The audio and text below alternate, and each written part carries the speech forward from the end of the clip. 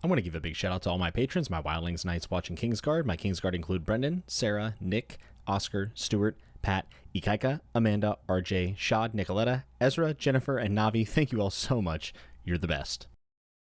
Welcome back to the Fantasy Network, everyone. My name is, of course, Jimmy Nuts, and today we're talking about Piranesi by Susanna Clarke, a book that was nowhere on my 2021 TBR, but I have started something on my Patreon that's kind of cool, and it's been a lot of fun already with just 1 month under my belt. I kind of said this in my August TBR that I was going to have a random book selected by my patrons. So anyone that is in the Night's Watch or the Kingsguard tiers, which are my second and third level tiers, are able to basically say, hey, I'd like you to read this fantasy or sci-fi book, and then I randomly shuffle them and I pick one randomly. And I post a little video of me selecting, and I'll probably start selecting them in my TBR videos in the future. But this is the random Patreon pick of the month, and it came from my patron, my Kingsguard member, Pat. So Pat, thank you so much for recommending this, because Piranesi by Susanna Clarke was amazing. And yes, I have said Piranesi and Nisi. I keep getting it mixed up. I'm just going to go with Piranesi because that's how I've said it for months, even though I'm pretty sure that's wrong. But regardless of pronunciation, this is like one of the coolest benefits of the random Patreon pick, because again, this is a book I've been very, very interested in, but I just had nowhere to fit it into my TBR. But this forced me to read it. And I adored this book. This is one of the best books I've read in 2021. It is so short. I think it was like 241 pages on a Kindle, and in like hardback, I think it's like barely 300, if that. And it's a book that doesn't stay around too long, but it's also not too short to where you feel like you can't get anything out of it. This is a book I would love to reread. It's a book also I would love to talk about, because there's a lot of deeper meanings here, and I think different people can take different things from this. The Piranesi by Susanna Clarke is a very, very unique experience. And if you're looking for a palate cleanser or just something a little bit different, this is where you should be. The book is written as first-person journal entries, which I love journal entries for the most part. Most things that I've read that have ever had journal entries, I've just been a big fan of that medium and that like device to tell the story. I've always enjoyed it. The entire world is basically a house that has tides and some wildlife. There's leaves, there's fish, there's all types of stuff here, but it's weird. You're almost in like this big labyrinth, right? And they're talking about the tides, and for like the first 80 pages, I'll be honest with you, I had no idea what was going on. My wife was like, oh, what's that book about? Like, I haven't seen that one before. You haven't talked about it. I said, I don't know.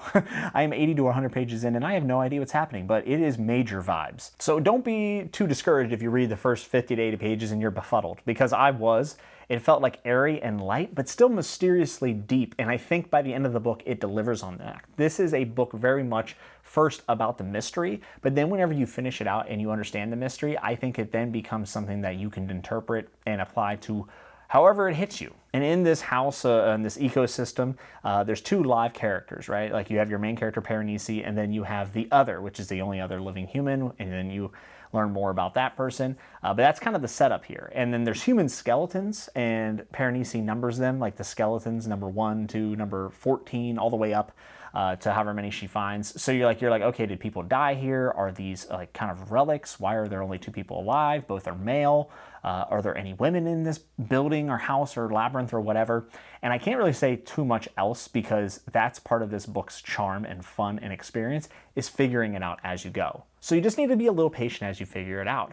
This is like undeniably unique, and it's extremely atmospheric. And I think if you can just take a second and be okay with having to figure things out and letting it unravel, you can have as rich of an experience as I have and many others. People in my Discord absolutely love this. And when it comes to characters, obviously there's not too many, right? And the cast is the cast. I can't say anything else. But Piranesi as a main character is very interesting, because through journal entries, it's really, kind of journaling about what's happening during the day and the mundane tasks. And there's like this little reality and daily routine, weekly routine, monthly routine, where Piranesi's checking the tides and looking at stars, because apparently you can see the stars here, and the different places that Piranesi has explored. And then the relationship with the other, which is the other human being, I'm just going to say the other, is very, very neat, because the way that you start to learn things about Piranesi is how Piranesi describes the world and what's important about the world. And I thought that Piranesi came off extremely relatable, and I like the way that every time the other, who can seem a little bit mean and nasty, would give something to Piranesi, it would mean so much that that he would journal about it and talk about how much it meant and how he wanted to show appreciation. And it gives you a good idea of who Piranesi is without the general exposition or inner monologue that we see in a lot of other books. It just immediately made me love Piranesi and want the best for him in this little weird world. This is, without a doubt, the smoothest, easiest read ever. I've never read a book this smooth or this easy to read.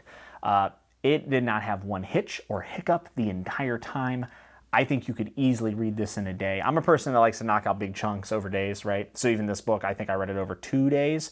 But easily, I had to stop myself from reading it all in one day. And that's not to say that the writing is, overtly basic or insulting or anything like that. It is smooth, but it is very well written. And I can't express to you how amazing I just thought the reading experience itself was, like actual words on the page. And I know a lot of this sounds very airy, and I can't get into details because it's a big part of the book, but it is a unique experience, but it's also just enchanting. And I think Susanna Clarke has a lot to say here that I'm wondering what her true intent or interpretation is behind this book and what parallels we are supposed to draw from our real life observations and experiences. And this is a book that a reread would benefit greatly. And I feel like if you read it in a group or a book club, each time you do it with a different group of people, you would probably get something different out of it. I mean, that's how open for interpretation this is. With that said, the ending is excellent, and I thought that it does give you a resolution to the plot and the story that she's telling. So when I'm talking about there being multiple interpretations and all this stuff, it's not so much that things don't come to a good, neat ending. It's just, what did this story really mean? What was the mystery? What were the representations of the things in this amazingly crafted and enchanting world that she built? Those are the questions that linger with the reader after this book. And the fact of the matter is, with a story this short, with all the mystery, these kind of stories dance on the edge of a blade. If the ending's bad, if the ending sucks, the book is ruined. That is not the case with Piranesi. I actually haven't met anyone that said the ending wasn't good. This is one of the highest rated books that I've seen, just among people that I know that's anecdotal evidence, but I think the ending does land. I think the mystery is worth it and the resolution is solid.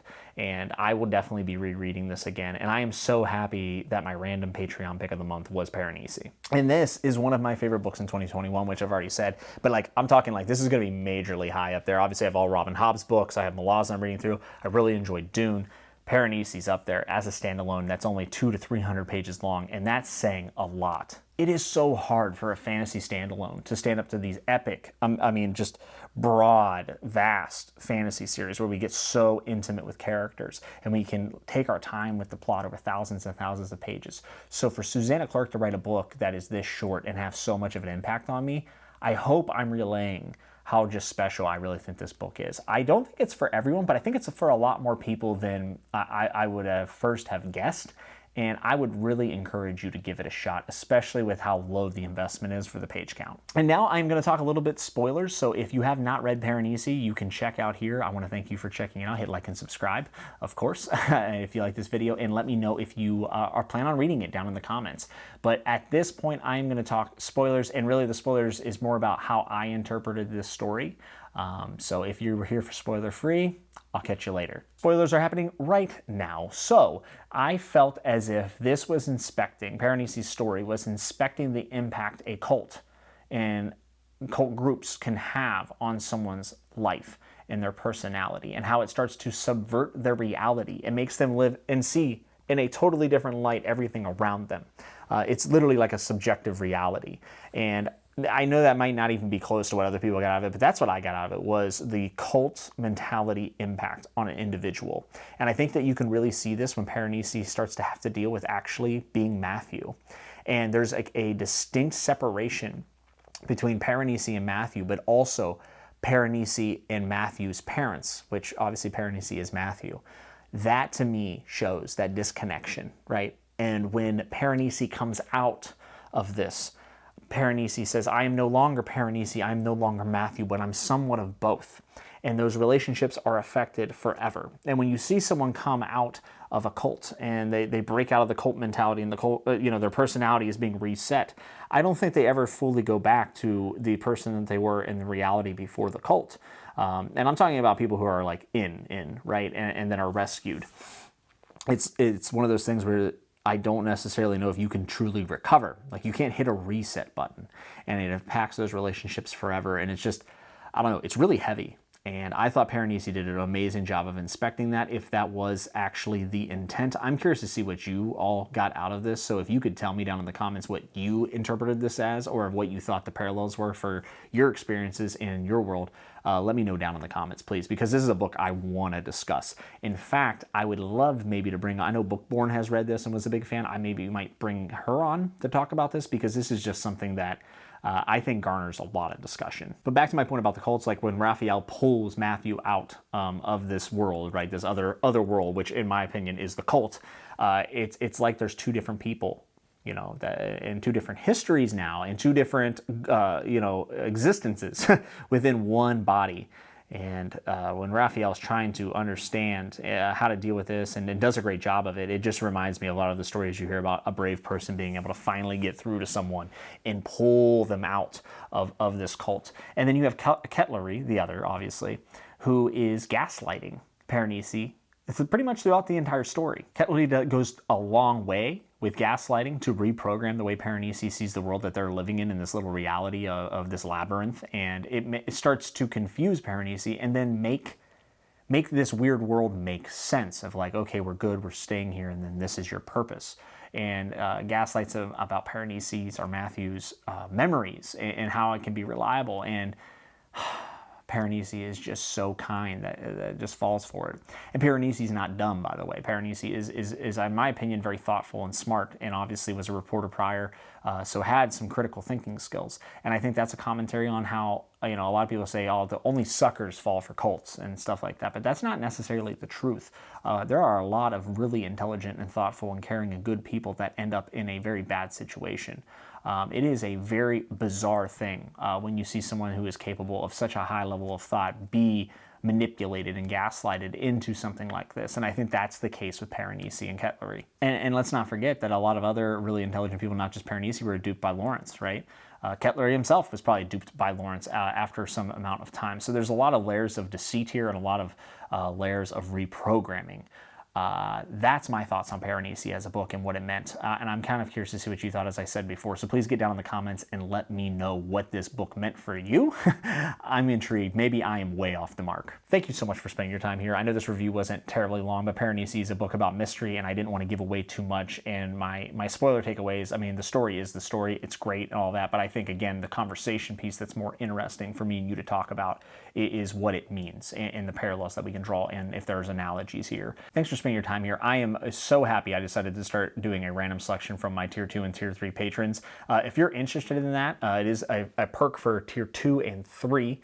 You can check that out in the description. It's optional, obviously, but this is something I'm going to continue to do, is select one book a month from my patrons list and then review it here on the channel and kind of talk about how it impacted me. And this was a great first run because this made me more and more excited for the next random book that I'll be reading in the coming months. So again, thank you so much for spending your time with me. I hope you're good. I hope you're safe.